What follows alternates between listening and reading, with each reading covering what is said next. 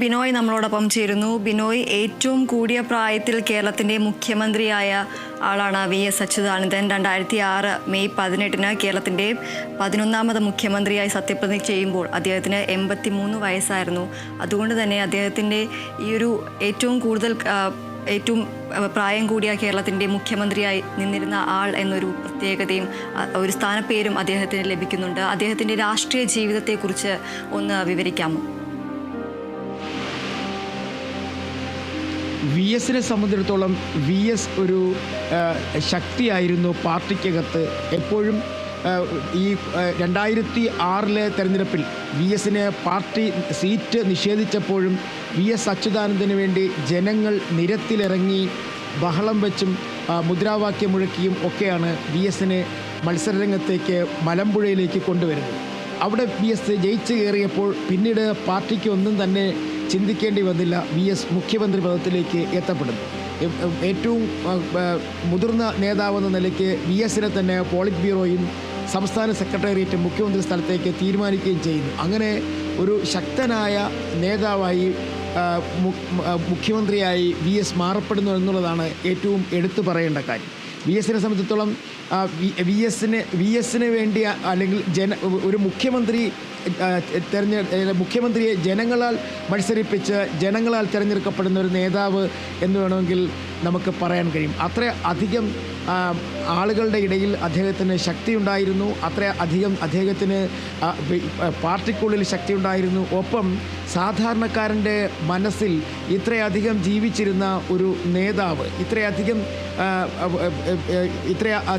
ആളുകളെ രാഷ്ട്രീയ രംഗത്ത് അല്ലെങ്കിൽ രാഷ്ട്രീയ ബോധം നൽകുന്ന കാര്യത്തിൽ ഒക്കെ വി എസിനുണ്ടായിരുന്ന ശക്തി, അതൊക്കെ നമുക്ക് വിസ്മരിക്കാനാവില്ല. ഇപ്പോൾ തലസ്ഥാനത്ത് ശക്തമായ മഴ പെയ്യുകയാണ്.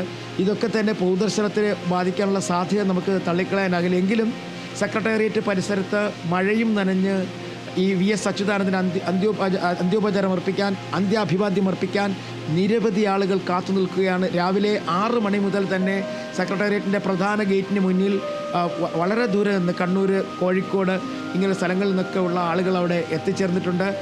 അവരിപ്പോഴും ഇവിടെ തന്നെ തുടരുകയാണ്. മഴ ശക്തി പ്രാപിച്ചിരിക്കുന്നു. എന്തായാലും ഈ മഴയൊന്നും വി എസിന് അന്ത്യയാത്രയാകാൻ ഒരു വഴിമുടക്കിയാകില്ല എന്നുള്ളത് ഉറപ്പാണ്. കാരണം അത്രയധികം ആളുകളാണ് ഇപ്പോൾ സെക്രട്ടേറിയറ്റിന് മുന്നിൽ എനിക്ക് കാണാൻ കഴിയുന്നത്, കാത്തു നിൽക്കുന്നത്. ഇന്നലെ രാത്രി മുതൽ തന്നെ ദർബാർ ഹാളിൽ അദ്ദേഹത്തിൻ്റെ ഭൗതികദേഹം വയ്ക്കുന്ന സ്ഥലത്ത് അതിനുള്ള തയ്യാറെടുപ്പുകൾ പൂർത്തിയായി കഴിഞ്ഞിരിക്കുന്നു.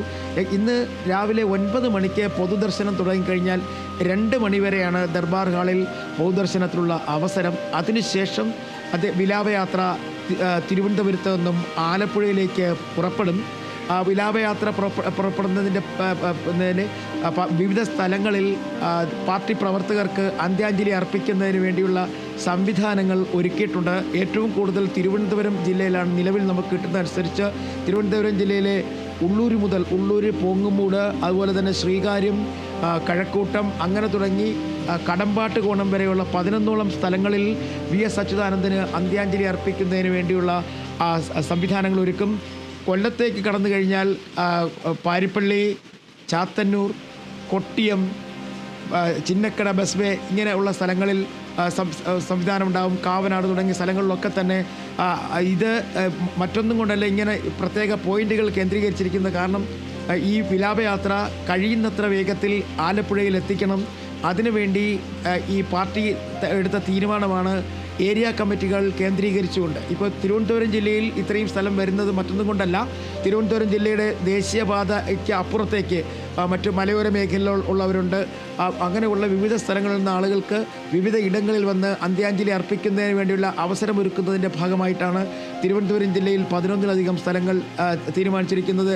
ഇപ്പോൾ വർക്കല പോലുള്ള സ്ഥലങ്ങളുണ്ട്. അവിടെ നിന്നൊക്കെ ആളുകൾക്ക് നേരെ പാരിപ്പള്ളിയിലോ അല്ലെങ്കിൽ കടമ്പാട്ടുകോണത്തോ അല്ലെങ്കിൽ നാവായിക്കുളത്തോ കല്ലമ്പലത്തിലോ ഒക്കെ എത്തി അന്ത്യോപചാരം അർപ്പിക്കാൻ കഴിയും. അത്തരത്തിൽ ആളുകൾക്ക്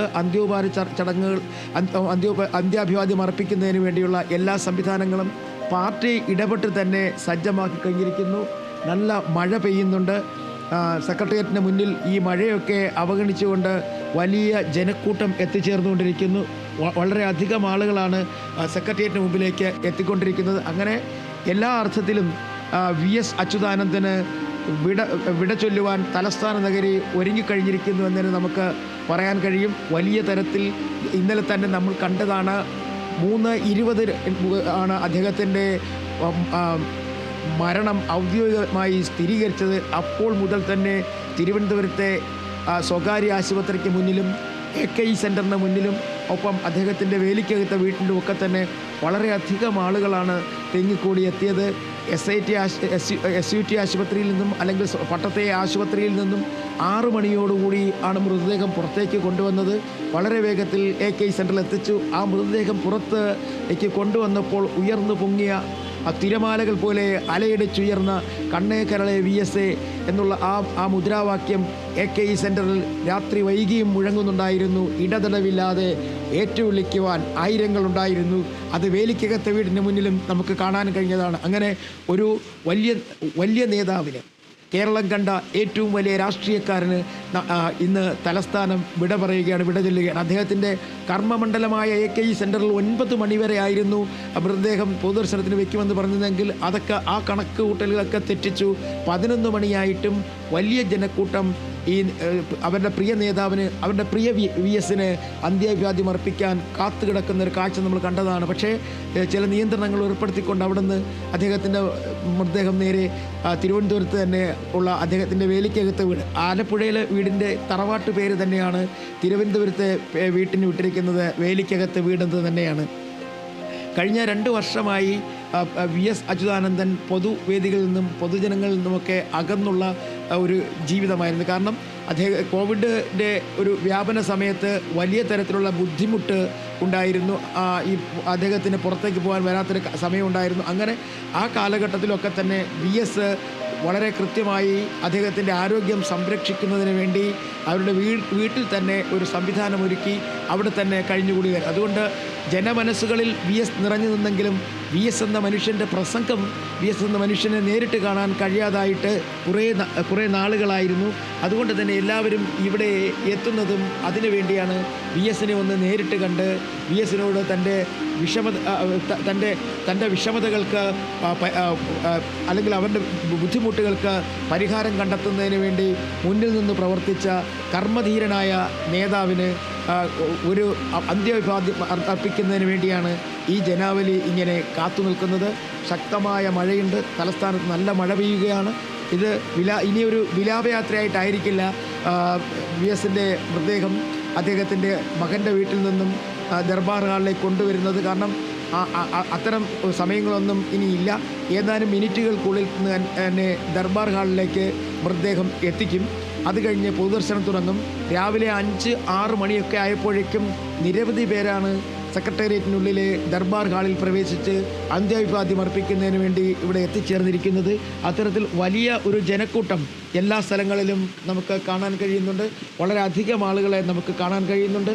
ഇനി വിലാപയാത്ര 2 മണിക്ക് തുടങ്ങുമെന്നാണ് പറഞ്ഞിരുന്നതെങ്കിൽ അത് വീണ്ടും നീണ്ടുപോകാനുള്ള സാധ്യതയുണ്ട്. പക്ഷേ അതിനൊരു നിയന്ത്രണം ഏർപ്പെടുത്തിക്കൊണ്ട് 2 മണിക്ക് തന്നെ വിലാപയാത്ര ഇവിടെ നിന്ന് പുറപ്പെടും എന്ന് തന്നെയാണ് നമുക്ക് കിട്ടുന്ന വിവരവും.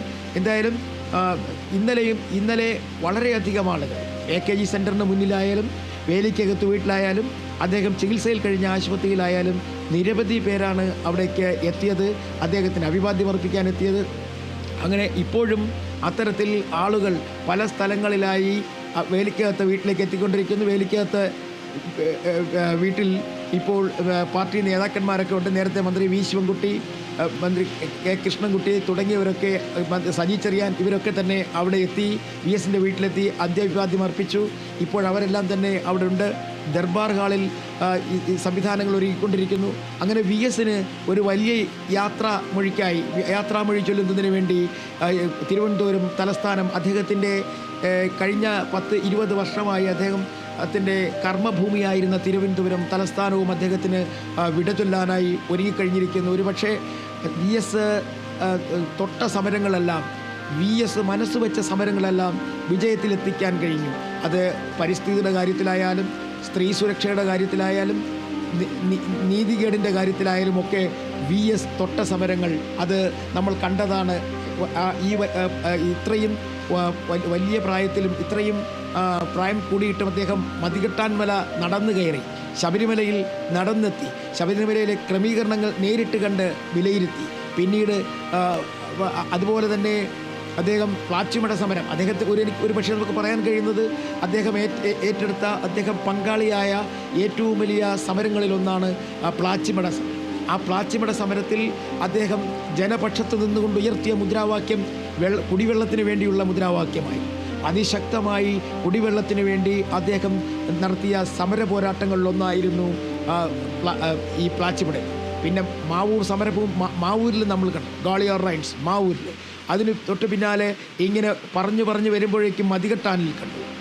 അതുപോലെ ഭൂമി കയ്യേറ്റങ്ങൾക്കെതിരെ മൂന്നാറിൽ ഭൂമി കയ്യേറി അനധികൃത നിർമ്മാണം നടത്തിയവർക്കെതിരെ ശക്തമായ നിലപാട് സ്വീകരിച്ചത് അദ്ദേഹം മുഖ്യമന്ത്രിയായിരുന്നപ്പോൾ.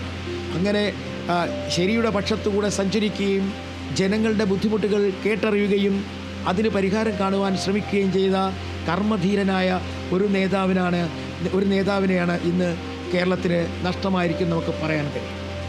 അദ്ദേഹത്തിൻ്റെ ആ അന്ത്യയാത്രയ്ക്ക് അല്ലെങ്കിൽ തലസ്ഥാനത്ത് നിന്നും അദ്ദേഹത്തിൻ്റെ ജന്മനാട്ടിലേക്കുള്ള അവസാന യാത്രയ്ക്ക് അതിൽ അന്ത്യാഭിവാദ്യം അർപ്പിക്കുവാൻ പലയിടങ്ങളിലായി അദ്ദേഹത്തിനെ കാണുന്നതിന് വേണ്ടിയുള്ള സൗകര്യങ്ങളും ഒരുക്കി കഴിഞ്ഞിരിക്കും.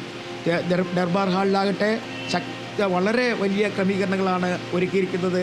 കാരണം ഏകദേശം 5 മണിക്കൂർ സമയമാണ് ദർബാർ ഹാളിൽ പൊതുദർശനത്തിനായി വയ്ക്കുന്നത്. ആ സമയത്ത്